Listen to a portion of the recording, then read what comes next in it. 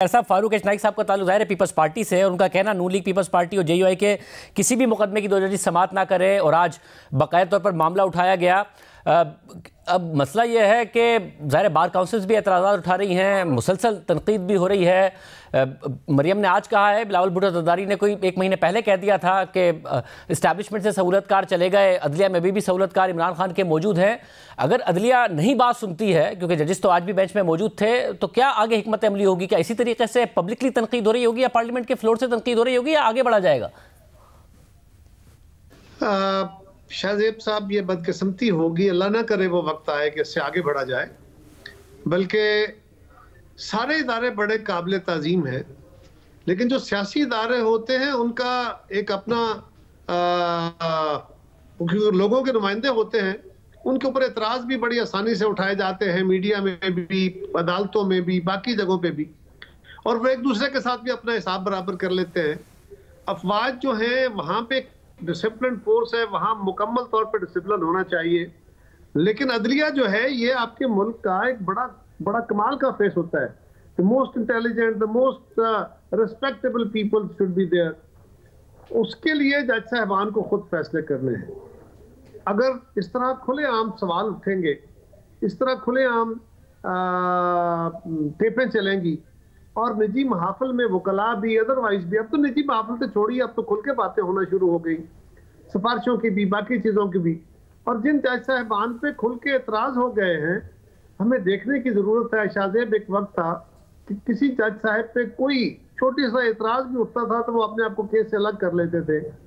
आज लोग लिख लिख के दे रहे हैं, दुहाई कर रहे हैं, और वकला के अपने फोरम, बार काउंसिल्स, बार और बेंच दोनों एक हैं, एक रिश्ता है उनका। अगर वो बार के लोग ही कह रहे हैं और बार के भी नुमाइंदा लोग कह रहे हैं, तो फिर चीफ जस्टिस साहब को भी सुनना चाहिए और उन जज साहबान को भी चाहिए कि वो अपने आप को अकाउंटेबिलिटी के लिए ठहराएं कि भाई आओ, जिसने मेरा हिसाब करना है कर लो, और उस वक्त तक मैं बेंच में नहीं बैठता। ये उनको चाहिए। मगर खैर साहब, ये बार काउंसिल की तरफ से एतराज आ चुका था, उसके बावजूद जाहिर सुप्रीम कोर्ट की तरफ से खामोशी थी। बार काउंसिल ने फिर ये भी ऐलान किया कि वो रेफरेंस की तरफ जा रहे हैं। बट जब सुप्रीम कोर्ट में चीफ जस्टिस 9 रुकनी बेंच बनाते हैं तो उसमें वो जज साहब मौजूद होते हैं, और जाहिर आज भी एतराज़ के बावजूद उन दोनों जज साहिबान ने अपने आप को बेंच से पीछे नहीं किया। तो वहाँ से भी फिर अगर कोई स्टेटमेंट नहीं आ रहा है तो ये भी एक स्टेटमेंट ही है ना कि जो एतराज़ात हैं वो अपनी तरफ है, मगर अदलिया इसी तरीके से आगे बढ़ना चाहती है। इसलिए मेरा ओरिजिनल सवाल ये था कि फिर आप भी इस बात को एक्सेप्ट करते हुए आगे बढ़ेंगे या इस तरीके से पब्लिकली ये तनकीद का सिलसिला जारी रहेगा, जो कि जाहिर है कोई बहुत हेल्दी साइन तो नहीं है पाकिस्तान की डेमोक्रेसी के लिए। ये बड़ा मैंने पहले कहा ना, ये बदकिस्मती होगी, अल्लाह ना करे वो वक्त आए कि और आगे बढ़ा जाए। बल्कि अब अदलिया को खुद ही चाहिए। देखिए ना, ये बड़ी खुलेआम बातें हो रही हैं, सीनियर मोस्ट जज साहबान बेंच का हिस्सा नहीं है।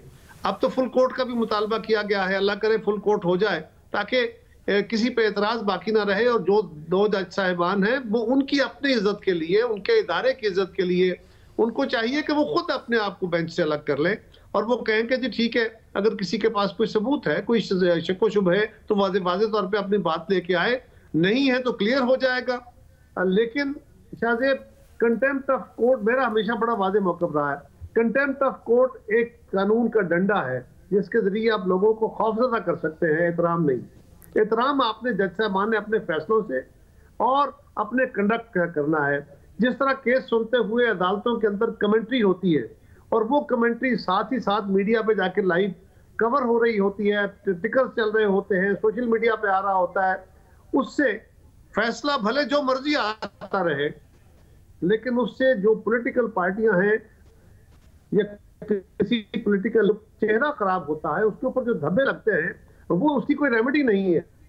तो खैर साहब, ये मामला जाके रुकेगा कहाँ? जाहिर है कल बेंच के 2 जजेस जैसे आतफ मिन अल्लाह, जैसे मंसूर अली शाह ने ये बात उठाई कि फिर इस बात को भी देखा जाए कि असेंबलियों की तहलील ही दुरुस्त थी या नहीं थी। हालांकि सुमोटो इस बात पे लिया गया है कि 90 दिन के अंदर इलेक्शन हो तहलील के बाद, मगर फिर कुछ वकला की तरफ से बात उठाई गई कि फिर 63A का मामला देख ले अदालत, उसकी रिव्यू भी मौजूद है, क्योंकि उसी फैसले की वजह से ये तमाम मामला पैदा हुए। कॉन्स्टिट्यूशन को रीराइट किया गया, परवेज इलाही वज़ीर आला बने, फिर उन्होंने तहलील की।